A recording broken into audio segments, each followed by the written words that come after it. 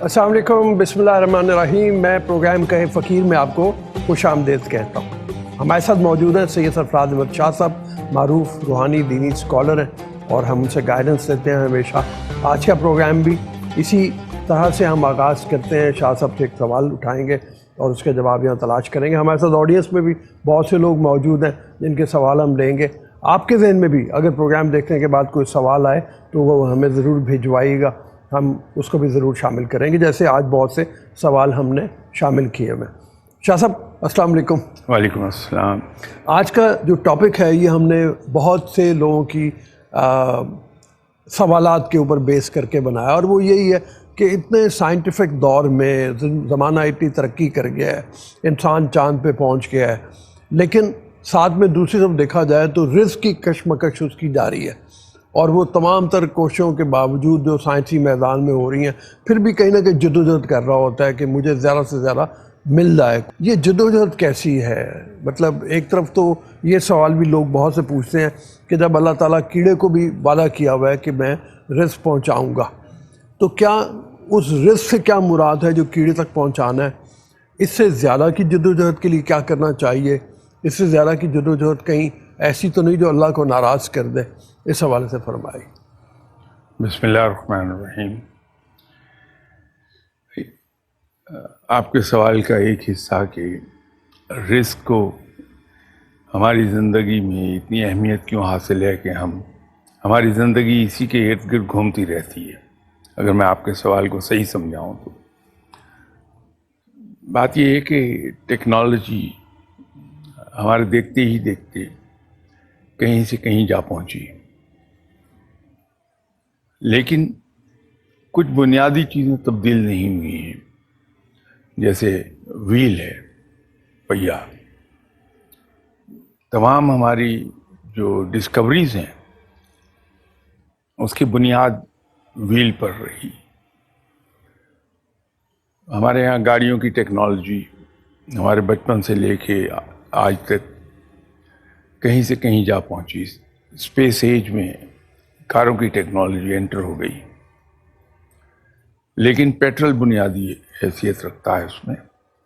तो इंसानी ज़िंदगी को चलाए रखने के लिए उसको अपने पेट को ईंधन प्रोवाइड करना है और वो रिस्क की सूरत में आता है। रिस्क इंसान को मेहनत से कमाना चाहिए कि ये इबादत है, इससे रब ताला मना नहीं करता। लेकिन जब रिस्क के हसूल की ख्वाहिश जुनून में दाखिल हो जाए तो वो मायूब है। जब हम रिस्क को ही अपना ऑब्जेक्टिव बना लें ज़िंदगी का कि हमें दौलत मैक्सिमम जमा करनी है, तो वो मायूब हो जाता है। मुसलमान रिस्क कमाता है, लेकिन उसको खर्च करता है एहतियात के साथ और अपने रिस्क, कमाए हुए रिस्क में वो दूसरे लोगों को ज़रूर शामिल करता है, उनको हिस्सेदार उसमें बना लेता है। और यही चीज़ अल्लाह के यहाँ बड़ी मकबूल है। एक चीज़ हम अक्सर सुनते हैं कि रब ताला को 3 चीज़ें बहुत पसंद हैं। एक तो उसमें सरे फहरिस्त भूखे को खाना खिलाना है जी। दूसरा ग़ुलाम को आज़ाद कराना। ज़ाहिर है फ़ी ज़माना ग़ुलाम है नहीं जिनको आज़ाद कराया जा सके, तो इसका बेहतरीन हल ये है कि वो कैदी जो अपनी सज़ाएं पूरी कर चुके हैं लेकिन छोटी छोटी रकमों को वो अदा नहीं कर पा रहे जो कोर्ट ने उन्हें फ़ाइन किया होता है, तो अगर हम रमज़ान में ऐसे कैदियों का फ़ाइन अदा कर दें और फिर उनको थोड़े बहुत पैसे उनकी जेब में भी डाल दें कि वो जाके अपने बच्चों में ईद कर सकें, तो बड़ा पसंदीदा अमल बन जाएगा। अच्छा। और तीसरा रब ताला ने को जो पसंद है सबसे ज़्यादा वो है मकरूज़ का कर्ज अदा करना। तो अल्लाह के पसंदीदा कामों में सरे फहरिस्त भूखे को खाना खिलाना है। آپ کبھی دیکھیے کہ زندگی میں آپ کو بہت لوگ ایسے ملے ہوں گے کہ جن کے بارے میں انسان کو سمجھ نہیں آتی کہ رب تعالیٰ ان کو اتنا وسیع رزق کیسے عطا کر رہا ہے، کس بنیاد پر. ٹھیک ہے. لیکن ذرا سا بھی اگر ہم گہرائی میں جا کے دیکھیں گے تو ان کے یہاں ایک بڑی خوبصورت چیز دکھائی دے گی کہ وہ اپنے ارننگز میں رب تعالیٰ کو حصے دار بنائے ہوئے ہیں. ٹھیک ہے. وہ اپنی ارننگ کا ایک حصہ اللہ کے نام پر اس کے بندوں میں تقسیم کر دیتے ہیں. اگر آپ بیٹھیں گے لاجک کے ذریعے سے پروف کرنے کو کہ دینے سے کیسے بڑھ جاتا ہے رزق، تو دنیا کا کوئی فارمولہ، چاہے وہ میتھمیٹکس کا ہو، الجبرا کا ہو، جیومیٹری کا ہو، ٹریگنومیٹری کا ہو، وہ پروو نہیں کر پاتا کہ دینے سے بڑھتا ہے. لیکن ہمارا جو پریکٹیکل ایکسپیرئنس ہے، فزیکلی جو ہم ایکسپیرئنس کرتے ہیں، وہ یہی ہے کہ دینے سے بڑھتا ہے. تو ہم اگر رزق کے حصول کے لیے ایک حد تک کوشش کریں اور جو ہم ارن کرتے ہیں، جو ہماری ییلڈ آتی ہے، اس میں ہم رب کو حصے دار بنا لیں تو اس میں بے پناہ برکت آ جائے گی اور رزق ملٹیپلائی ہو کے ہمیں ملنے لگے گا. ٹھیک ہے.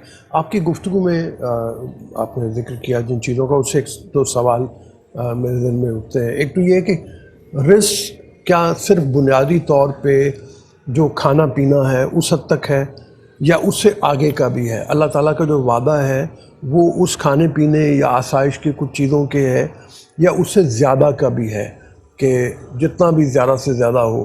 چونکہ دوسری طرف دیکھا جائے تو زیادہ سے زیادہ کی خواہش انسان کے اندر ایک طمع بھی پیدا کرتی ہے. یہ جو ہم کہتے ہیں کہ اللہ تعالیٰ پتھر میں بند کیڑے کو رزق عطا فرماتا ہے، سچ ہے. لیکن وہ رزق ہے ہماری بیرسٹ منیمم ضروریات کو پوری کرنے کا، جو زندہ رکھنے کے لیے ہمیں کافی ہے. وہ رزق ہمیں ملے گا. لیکن اگر ہم یہ چاہتے ہیں کہ ہماری زندگی میں کچھ آسائش آ جائے تو وہ آسائش، اس کے لیے ہمیں بھرپور ایفرٹ کرنا ہے. ٹھیک.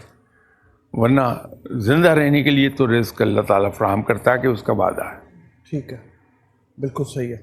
اور اس سے آگے اگر ہم کریں، جیسے وہی سوال کا میرا دوسرا حصہ تھا کہ پھر جو کوشش ہے وہ بھی ایک حد تک ہونی چاہیے کیا؟ مطلب اس سے آگے جہاں پہ معلوم ہو کہ یہ طمع میں شامل میں اس کا ایک طرح سے ہو گیا ہے، تو وہ طمع سے ہمیں بچنا ہے، مطلب ہر صورت میں. دیکھیے، رزق کا حصول کہ ہم ایک ریزنیبلی کمفرٹیبل لائف گزار لیں، وہاں تک ٹھیک ہے. لیکن اگر جمع کرنے کی خواہش آبسیشن میں بدل جائے، کہ ہم آبسیسڈ ہو جائیں اس بات سے کہ ہمارے پاس ڈھیروں رزق ہو، وہ قابل مذمت ہے. ہمیں اس جنون میں نہیں جانا چاہیے. ٹھیک ہے. یہ ایک سوال مطلب ہمارے کسی نے بھیجا کہ ہمارے معاشرے میں طبقاتی تقسیم پیسے کی وجہ سے بڑھ چکی ہے اور مزید گہری ہوتی چلی جا رہی ہے. بعض لوگ بھوکے سونے پر مجبور ہیں.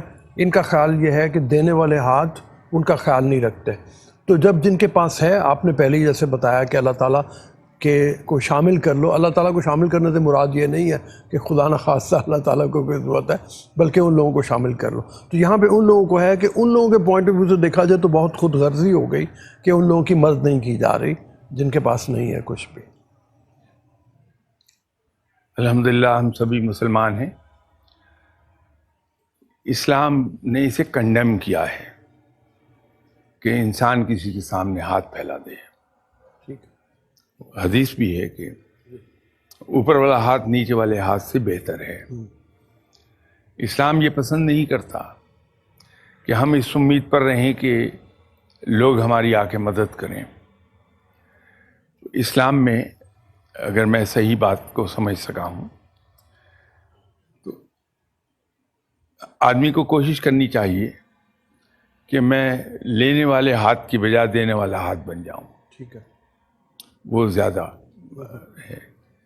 تو لیکن جہاں میں یہ بات کہہ رہا ہوں کہ یہ توقع رکھنا کہ لوگ آ کے ہماری مدد کریں، یہ بھی قطعی طور پہ غیر مناسب بات ہے کہ جن کو اللہ تعالیٰ نے فراوانی عطا فرمائی ہے رزق کی، وہ لیس فارچونیٹ لوگوں کو نہ دیکھیں، ٹھیک ہے. ان کو لک آفٹر نہ کریں. تو وہ جو میں نے پہلے شروع میں ایک بات کہی تھی کہ ہم اپنی کمائی میں رب تعالیٰ کو حصے دار بنا لیں، وہ یہی بات ہے کہ ہمارے ارد گرد جو پھیلے ہوئے لوگ ہیں ان میں ہائیلی پریولیجڈ بھی ہیں، پریولیجڈ ہیں اور انڈر پریولیجڈ بھی ہیں. تو انڈر پریولیجڈ لوگ، ان پہ ہماری نظر رہنی چاہیے. اور اس سلسلے میں مسلمان کی جو شان ہے وہ یہ ہے کہ اتنی رازداری کے ساتھ لوگوں کی خدمت کرتا ہے، کیونکہ ہم دے نہیں سکتے. میری انڈرسٹینڈنگ یہ ہے کہ ہم کسی کو کچھ دے نہیں سکتے، اس لیے کہ ہمارے پاس اپنا کچھ نہیں ہے. جو کچھ ہے ہمارے رب کا ہے. اللہ کا. بالکل. تو ہم کسی کو دے نہیں سکتے، ہاں اس کی خدمت کر سکتے ہیں. ٹھیک.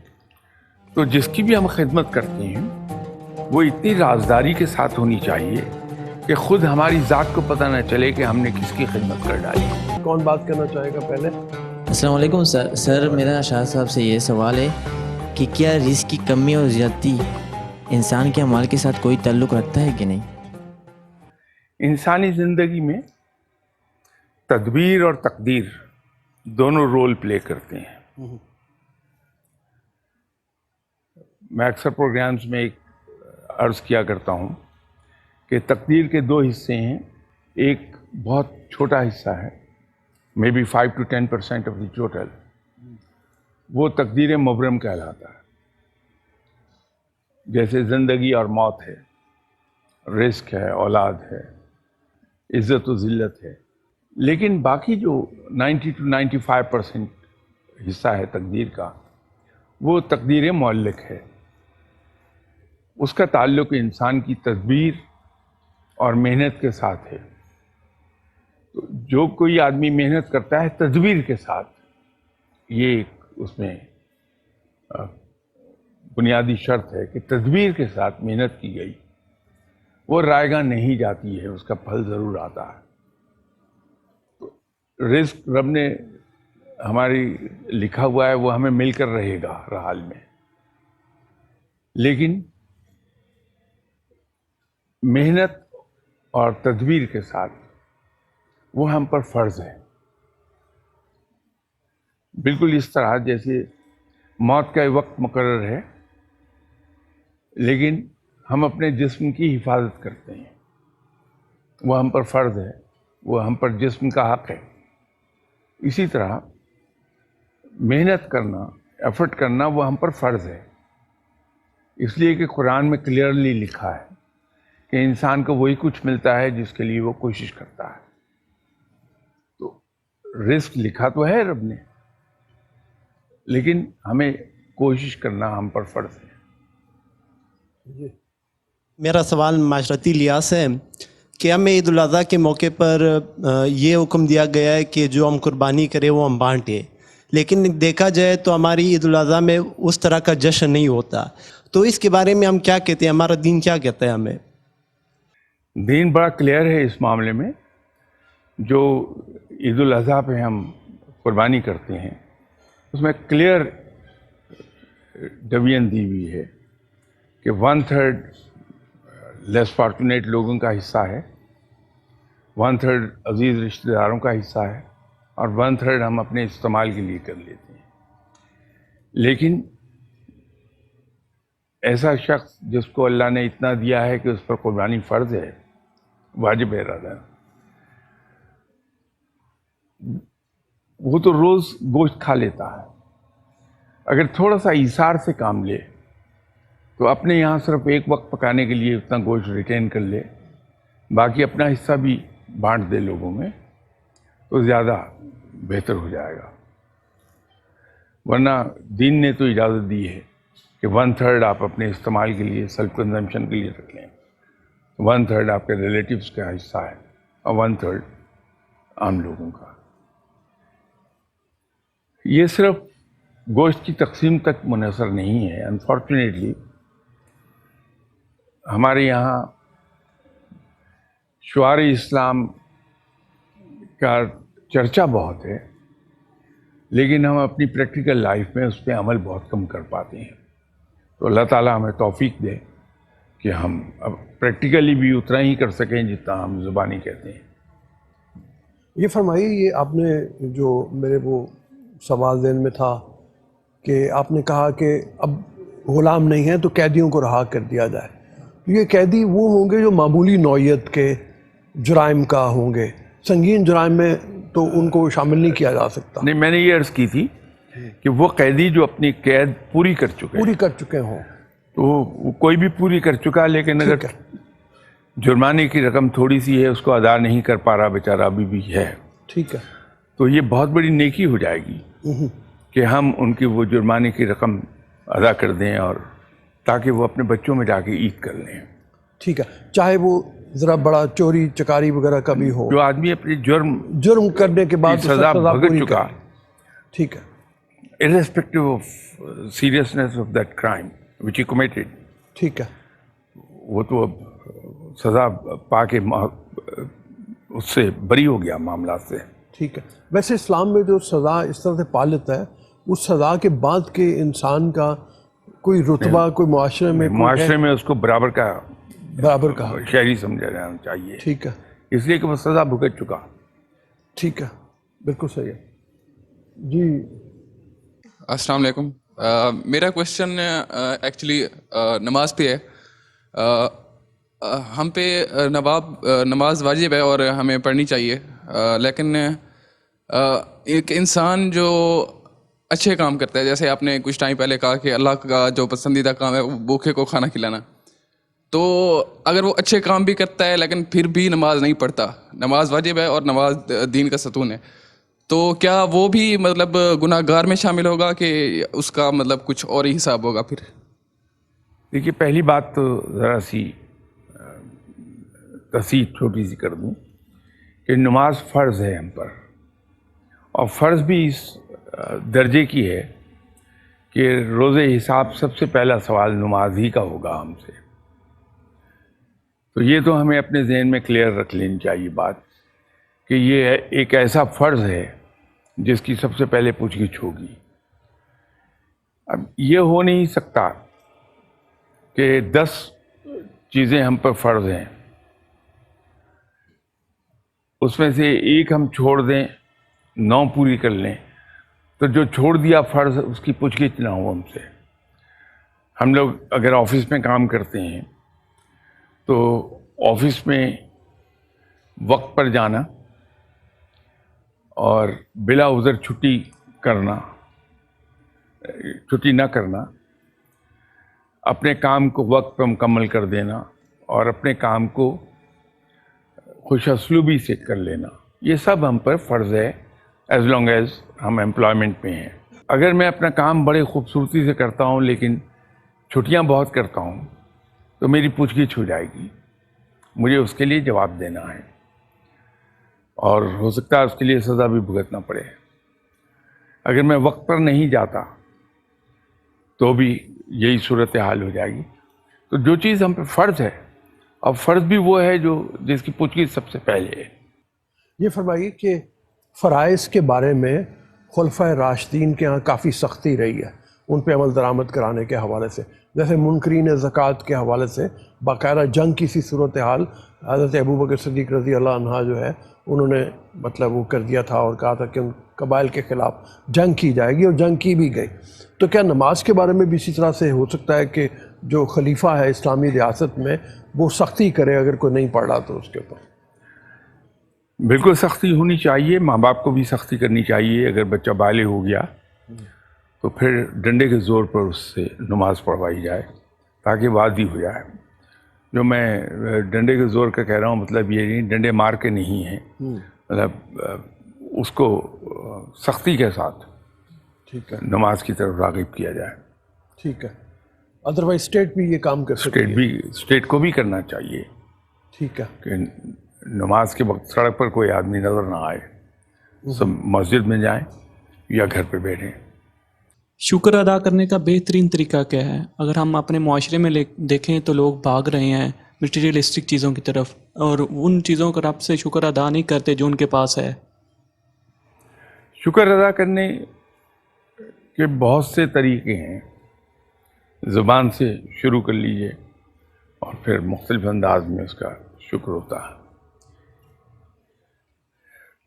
میں یہ سمجھتا ہوں ذاتی طور پہ, وچ میں بی رانگ, کہ بہترین شکر گزاری میرے نزدیک وہ ہے کہ جہاں انسان جو اس کے پاس فالتو ہے, اس کی ضروریات سے زیادہ ہے, وہ اپنے دوسرے مسلمان بھائیوں کو بہت عاجزی اور انکساری کے ساتھ ان کی خدمت میں پیش کر دیتا ہے.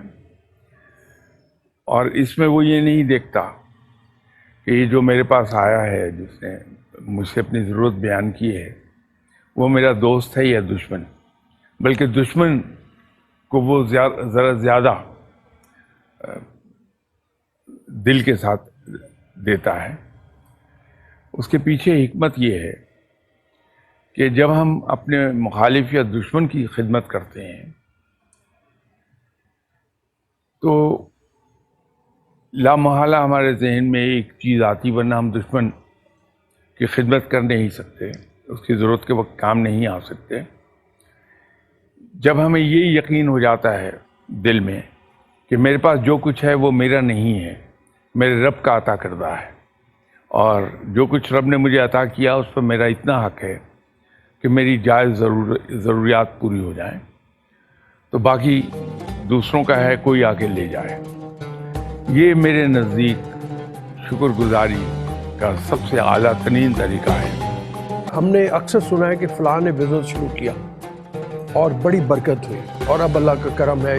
یہ برکت والا کانسیپٹ کیا ہے؟ مطلب اس کو ذرا اگر آپ بیان کرنا چاہیں تو. جب ہمارے یہاں یوں کہہ لیجئے, اس کی صحیح ڈیفینیشن اس طرح ہوگی کہ کم چیز کے ساتھ زیادہ ضرورت پوری ہونے لگے, ٹھیک ہے, اس کو ہم برکت کہہ دیں گے. یہ سمجھنے کے لیے میں نے اس کو انتہائی آسان لفظوں میں ٹھیک بتا دیا. ہوتا یہ ہے کہ جب ہم اللہ کے دوسرے بندوں کی خدمت کرتے ہیں تو جیسے میں نے کچھ دیر پہلے عرض کیا تھا کہ جو ہم سے لے گیا وہ اصل میں دے کے جاتا ہے, ٹھیک ہے, لے کے کچھ نہیں گیا. تو اگر میرے یہاں مہمان آ کے کھانا کھاتے ہیں اور ریگولر آ رہے ہیں تو ان کی تقدیر میں جو لکھا رزق ہے وہ بھی میری طرف آ جائے گا, لیکن اس انداز میں کہ ان کا تو حصہ انہیں مل ہی جائے گا لیکن مجھے بھی مل جائے گا. تو یوں میرے گھر میں برکت رہے گی کہ کم اسی انکم میں جہاں پہلے گزارا نہیں ہوتا تھا وہاں بڑی خوش اسلوبی سے اور بڑے خوش انداز طریقے پہ پورا ہونا شروع ہو جائے گا. برکت ہے. آپ نے ایک بار ایک پرائیویٹ گفتگو میں ہمارے ساتھ بات کی تھی اور وہ آپ نے فرمایا کہ ایک صاحب جن کے ہاں کمی تھی پیسے کی, تو میں نے ان سے کہا کہ تم ایک ملازم اور رکھ لو, تو وہ اپنا رزق تو لائے گئی, تمہارے رزق میں بھی اضافہ کر دے گا اگر تم اس کی ضروریات پوری کرنے لگو گے. تو اس کے بارے میں ذرا بتائیے. مطلب کچھ یہ بھی جیسے میں ابھی عرض کر رہا تھا کہ آپ کی کمائی میں جتنے حصے دار بڑھتے جائیں گے اللہ تعالیٰ اتنی ہی برکت اس میں دیتا چلا جاتا ہے. ٹھیک ہے, ہمارا رزق بڑھتا چلا جاتا ہے. ٹھیک ہے, اور آپ کے پیرنٹس, ان کے پیرنٹس یا آپ کے گرینڈ پیرنٹس, اس جنریشن تک تو لوگ بڑا یقین رکھتے تھے کہ مہمان اللہ کی رحمت ہے, اور محاورتاً کہا جاتا تھا کہ ہر مہمان اپنا رزق اپنے ساتھ لے کے آتا ہے. بالکل. اس کی بنیاد یہی تھی جو میں عرض کر رہا ہوں کہ جو جتنے زیادہ آپ کی کمائی میں دوسرے لوگ کھا جائیں آپ کے ڈپینڈنٹس کے علاوہ, اللہ تعالیٰ اتنا ہی اس میں رزق میں وسعت دے دیتا ہے. تو آج بھی اگر کوئی کر کے دیکھے تو اس بات کو بڑا درست پائے گا کہ جس آدمی نے بڑی خوش دلی سے دوسروں میں تقسیم کیا اپنی کمائی کو، یا اپنی چند ایک ضروریات روک کے دوسروں کے کام آ گیا، آپ دیکھیے اس کے یہاں ریل پیل شروع ہو جاتی ہے اور بڑی جلدی شروع ہوتی ہے۔ ٹھیک ہے جی۔ السلام علیکم۔ میرا سوال نماز کے بارے میں ہے کہ نماز میں الٹے خیالات آنا کیسا ہے؟ ایک انسان نماز تو پڑھ رہا ہے لیکن اس کا دھیان کسی اور طرف ہوتا ہے، تو اس کے بارے میں کیا احکامات ہیں؟ کچھ خیالات ہیں جو از خود ذہن میں چلے آتے ہیں، اس کے لیے تو معافی ہے، رب تعالیٰ اس پہ گرفت نہیں کرتا، لیکن وہ گناہ ہے کہ ہم جان بوجھ کے چیزوں کو اپنے ذہن میں لائیں، ان کے بارے میں سوچیں، وہ نہیں کرنا چاہیے۔ لیکن جو چیزیں از خود آ جاتی ہیں اس کے لیے معافی ہے، اور ان خیالات سے دور رہنے کا ایک طریقہ یہ ہے کہ جب ہم کھڑے ہیں، حالت قیام میں ہیں، تو اپنے داہنے پاؤں کے انگوٹھے کے ناخن کو غور سے دیکھیں، تو خیالات میں کافی کمی آ جائے گی۔ اس میں ایک بڑا دلچسپ واقعہ مجھے یاد آیا کہ وہ کسی صاحب نے مولانا اشرف علی تھانوی صاحب رحمۃ اللہ علیہ سے پوچھا کہ جی میں نماز نہیں پڑھ پاتا، اس کی وجہ یہ ہے کہ خیالات بہت آتے ہیں۔ تو مولانا اشرف علی تھانوی نے فرمایا کہ وہ آدمی جو خیالات کے لیے نماز کو چھوڑ دے، اس کی مثال اس مسافر جیسی ہے جس کے پیچھے کتا لگ جائے اور وہ کہ پہلے کتے بھگا لوں گا پھر بعد میں آگے سفر پہ آگے جاؤں گا، تو وہ کہیں آگے نہیں جا پائے گا، وہی راستہ بھر ساری عمر بھر جو ہے وہ کتا ہی بھگاتا رہے گا۔ نہیں، مولانا اشرف علی تھانوی صاحب کو رب تعالیٰ نے ایک تو بے پناہ علم سے نوازا تھا، پھر ایک اور چیز رب تعالیٰ نے انہیں عطا فرمائی تھی جو اس پائے کے علماء میں مشکل سے آتی ہے، وہ یہ تھی کہ وہ اپنے مخاطب کی ذہنی سطح کے مطابق بات کو کرتے تھے۔ جہاں انہوں نے دیکھا کہ سرفراز صاحب جیسا کوئی بے علم شخص ہے جس کو جو پڑھا لکھا نہیں ہے، تو اس سے وہ میری ذہنی سطح پہ اتر کے بات کریں گے، اتنی سادہ جو میری سمجھ میں آ جائے، اور کسی عالم سے بات کریں گے تو پھر وہ علمی گفتگو ہوتی تھی۔ ٹھیک ہے، یہ ان میں بہت بڑا وصف تھا مولانا اشرف علی تھانوی صاحب کا۔ ٹھیک ہے، تو یہ باتیں انہوں نے، یہ صرف یہی نہیں، ایک قصہ شاید میں نے آپ کے ساتھ کسی پروگرام میں سنایا تھا، جب میں نوجوان تھا، گرچہ بڑی پرانی بات ہے، تو ان دنوں میری ملاقات ایک صاحب سے ہوئی جو اللہ کی راہ پہ چلنے والے تھے، وہ ریٹائرمنٹ کے قریب تھے۔ تو انہوں نے ایک قصہ مجھے ایک دن سنایا کہ مولانا اشرف علی تھانوی صاحب ان کے والد کے بہت قریب تھے، اچھا، اور جب کبھی سیالکوٹ آتے تھے تو ان کے والد کے گھر پہ ہی ٹھہرتے تھے۔ یہ اس وقت پرائمری اسکول میں پڑھ رہے تھے۔ ٹھیک ہے، تو ایک بار مولانا اشرف علی تھانوی صاحب ان کے گھر پہ ٹھہرے ہوئے تھے، تو یہ صبح ناشتہ لے کے گئے اور اپنی معصومیت میں اپنے والد کے سامنے ایک سوال کر لیا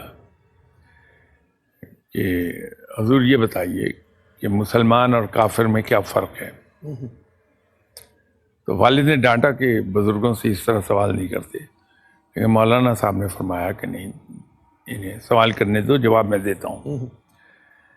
تو مولانا اشرف علی تھانوی صاحب نے فرمایا کہ بیٹا، ایک کافر میں اور مسلمان میں اتنا ہی فرق ہے جتنا ایک اچھے اور ایک برے آدمی میں۔ برا آدمی جب کسی کو نیکی کرتے دیکھتا ہے تو کہتا ہے کہ ضرور اس کا کوئی ہڈن پرپز ہے اس میں جس کی وجہ سے نیکی کر رہا ہے، لیکن جب کوئی اچھا انسان کسی آدمی کو کوئی برا کام کرتے دیکھتا ہے تو یہ نہیں کہتا کہ اس سے گناہ ہو گیا، کہتا ہے اس بیچارے سے غلطی ہو گئی۔ ٹھیک تو بس اتنا ہی فرق ہے۔ ٹھیک ہے، ٹھیک ہے، تو مولانا اشرف علی تھانوی صاحب میں یہ خوبی بہت زبردست تھی کہ اپنے مخاطب کی ذہنی سطح پر اتر کے بات کرتے تھے۔ ٹھیک ہے۔ یہ فرمائی، ایک سوال ہے کہ رزق کی تلاش میں हलाल व हराम का सवाल अक्सर उठता है कि किस हद तक हमारा कमाया हुआ हलाल है और किस हद तक हराम हो जाता है। ये किसी ने सवाल भेजा है हमें, और वो ये कहते हैं कि बानो कुदसिया को पढ़ने से हमें ये पता चलता है कि अगर हराम चीज़ इज़्ज़त में शामिल हो जाए तो हमारे जीन्स तक को बदल के रख देती है। इससे भी क्या मुराद है, ये भी आप फरमाइएगा। हर वो रिस्क जो नॉन जायज़ तरीक़ों से न कमाया जाए वो हलाल नहीं होगा। मैं एक अगर ऑफिस में काम करता हूँ तो मेरा रिस्क मुझे मिल रहा है मेरी सैलरी और प्रिविलेजेस की सूरत में, लेकिन अगर मैं अपने काम को करने के लिए इजाफी आमदनी का हसूल शुरू कर दूं तो वो हलाल नहीं रहेगा, वो हराम होगा। रिश्वत हराम है। ठीक है। जब मैं ये कह रहा हूँ कि नॉन हलाल ज़राए से, उससे मुराद मेरी ये है, और इसमें कोई शक नहीं है कि जैसे दुआ के बारे में कहा जाता है कि जिस आदमी के हलक से नीचे लुक़्मा हराम उतरता है उसकी दुआ कबूल नहीं हो पाती। तो उसकी रफ्ता रफ्ता जो साइकी है वो तब्दील होनी शुरू होती है इंसान की। ठीक है। एक तो हर वक्त का खौफ और डर उसके दिल में बैठ जाता है कि मैं पकड़ा ना जाऊं। फिर उसको लोगों की बातों का बहुत ख्याल हो जाएगा कि मैं जहाँ से गुजरता हूँ लोग कहते हैं ये राशि जा रहा है। ये जो हर वक्त उसके ज़हन पे एक इन ख़यालात की बम्बार्डमेंट होती रहती है, वो उसको ज़हनी मरीज़ बनाती है, और ज़ाहिर है उसका असर उसकी औलाद तक जाता है जीन्स के ज़रिए। तो यूँ जीन्स तब्दील होने लगते हैं इंसान की। ठीक है। तो लुक़्मा हराम से दूर रहना ही बेहतर है। उससे बेहतर है कि इंसान फाका कर ले बजाय हराम खाने के। ठीक है, बिल्कुल सही है आपकी बात जो है। इसी को लेके हम ख़त्म करते हैं यहाँ पे कि बजाय इसके कि आप हराम खाएं, उससे बेहतर है कि आप फाके कर लें। जहाँ तक बुनियादी रिस्क का ताल्लुक़ है, हमारी गुफ्तगू में ये नतीजा निकला कि वो तो अल्लाह ताला ने वादा किया हुआ है, वो आपको हर सूरत में मिलेगा और वो इंशाअल्लाह ताला मिलता रहेगा। इससे ज़्यादा की कोशिश ख्वाहिश हराम नहीं है, लेकिन अगर आपके पास ज़्यादा पैसा आता है तो उसको तकसीम की जाए। शाह साहब जैसे बार बार इरशाद फरमाते हैं कि रब को अपने जो आपने कमाया है उसमें हिस्सेदार बना लीजिए, और उस हिस्सेदार बनाने से मतलब ये है कि साथ वालों को, गरीबों को उसमें शरीक कीजिए। अभी इजाज़त दीजिए, अगले प्रोग्राम में फिर मिलेंगे। अल्लाह हाफ़िज़। नाज़रीन, अगर आप ऐसी ही मज़ीद वीडियोस देखना चाहते हैं तो हमारा ARYQ का चैनल सब्सक्राइब कीजिए और बेल आइकॉन का बटन दबाना न भूलिए ताकि आपसे कोई पसंदीदा प्रोग्राम मिस ना हो जाए।